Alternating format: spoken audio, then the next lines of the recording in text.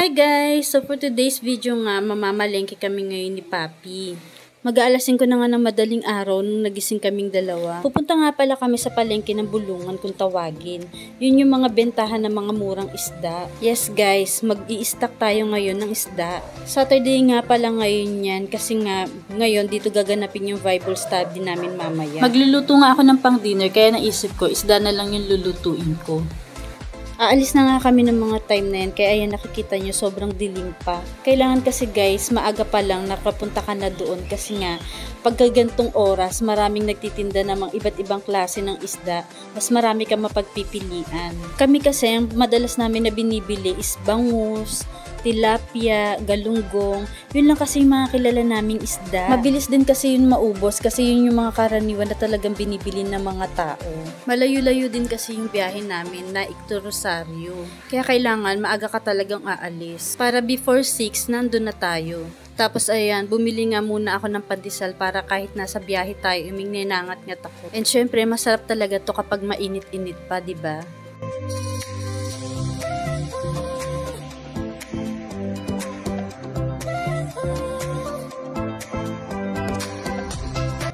And syempre, fast forward na nga natin yan. Ayan, nandito na kami sa Rosario ngayon. Halos marami na nga din talaga ditong namimili. Galing pa sa mga iba't ibang lugar. Tamang-tama din talaga to sa mga taong gustong magnegosyo ng mga isda, ng mga gulay. Ayan, dito talaga yung mga bilihan nila. Sobrang mura lang talaga dito. Kaya kahit medyo malayo-layo kami, idinarayo talaga namin. Tapos bumibili na kami ng mga pang isang linggo naming ulam. Medyo pricey din kasi talaga yung bilihin sa amin, kaya ayan, kapag namili kami, nag-i-stock talaga kami. Malaki din kasi yung natitipid namin kapag dito kami bumibili. Minsan 700 pesos lang, marami na kami nabibili nun. Kaya nagtsatsaga talaga kami na dumayo dito para marami rin kami mabili. Sa oras na yun, marami na nga taong namimili ngayon dito, kaya buti na lang talaga meron na kami mga suki na talagang pupuntahan na lang namin at doon talaga kami bibili. Maraming beses na nga rin kaming napunta dito, kaya talagang alam na namin kung saan yung mga umurang bilihin.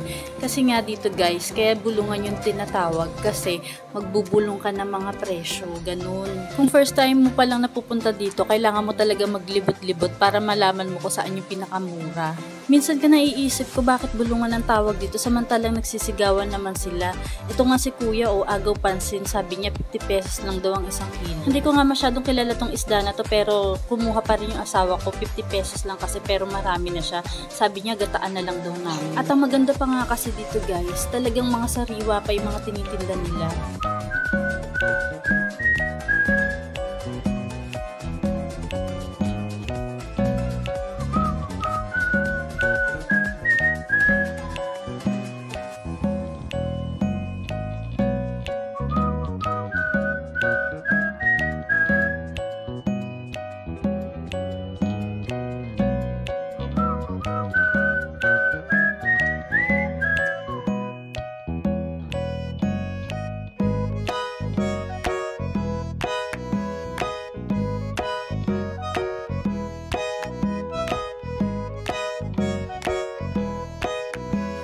Pagkatapos nga namin mamili, ayan, nakakita nga ako ng taho, tapos bumili na muna ako.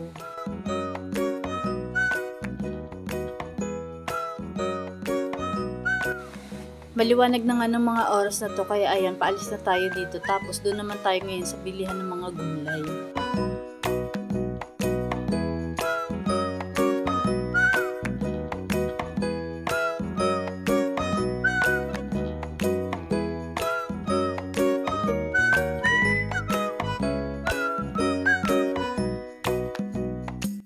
Nandito na nga kami ngayon sa Tansa Market. Dito naman kami namimili ng mga gulay kasi murang-mura din dito.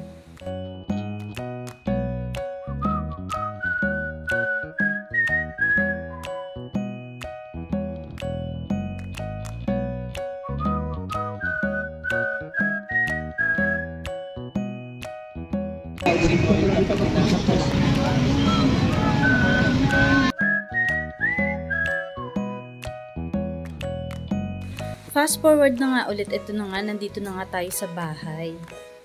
Pa 7:50 na nga tayo nakarating, kaya ayan, halos 2 hours din tayong nawala. Ito na nga yung mga napamili namin guys.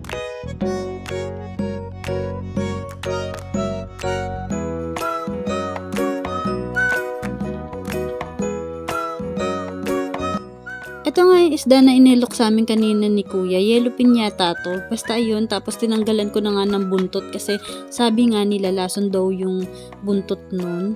And ayan, ni-ready ko na nga yung mga sangkap kasi gagataan na nga natin to guys. Gagamit nga tayo dito ng Coco Mama Fresh Gata. Ayan, hindi to sponsor guys ha, pero malay mo baka naman. So ayan, sinalin ko na nga siya dito sa isda. Tapos nilagyan ko na nga siya ng suka. Kasi parang ang magiging luto nito is paksiw na gata. Ganun. Ayan, tapos ginamitan ko na nga ng kutsara para po mailalim yung gata dun sa ilalim ng isda. At syempre, hindi mawawala ang magic sarap na pampalasa. Tapos nilagyan ko na rin ng 2 siling haba. Tapos itong pechay nilagay ko sa ibabaw. Mabilis lang naman ito maluto guys, kaya sa ibabaw ko na siya nilagay. And ayan, isasalang na nga natin siya at hayaan na lang natin siya na kumulo dyan. So ayan na nga, kumukulo na nga, diba ang bilis? And syempre, for the tikim-tikim na tayo ngayon. Tikman natin.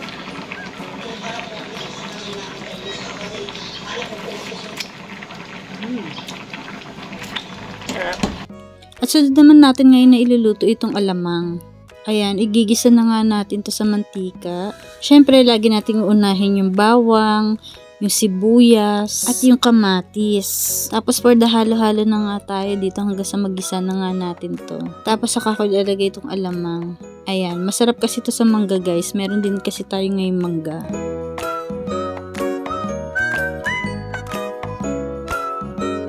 Ayan, hintayin nga natin na ma-absorb niya yung pinakasabaw niya para at least hindi siya magwa-watery. Tapos lalagyan natin siya ng sugar para manamis-namis.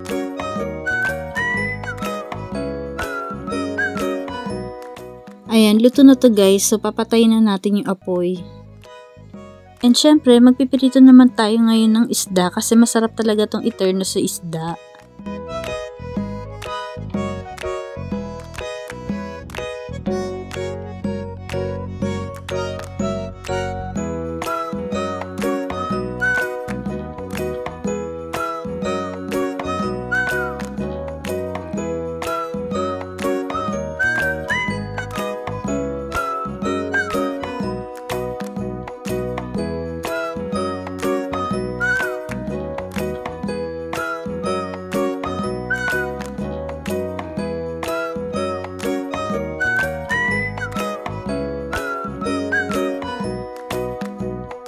At syempre, hindi mawawala ang paborito naming talong.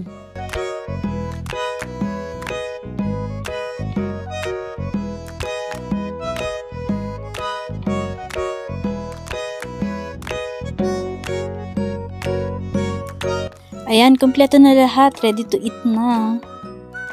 Fast forward na nga ulit, ayan, dumating na nga yung mga ka-brother namin. Isa-isa na silang nagdatingan. Guys, hinihintay pa kami na isang bisita. Di nakita ka ng musta kasi sabi ko, Oh man, binigyan na lang kita ng magbablog time kasi hindi naman ako pinapagod.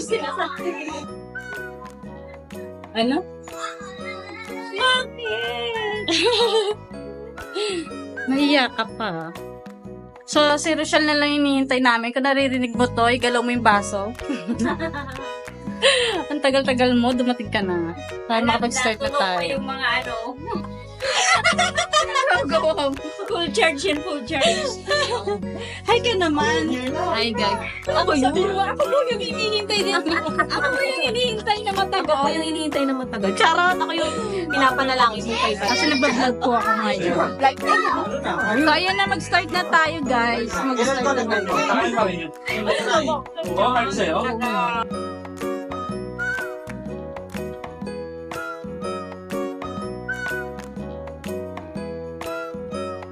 Preparation ng mga leaders para kasi.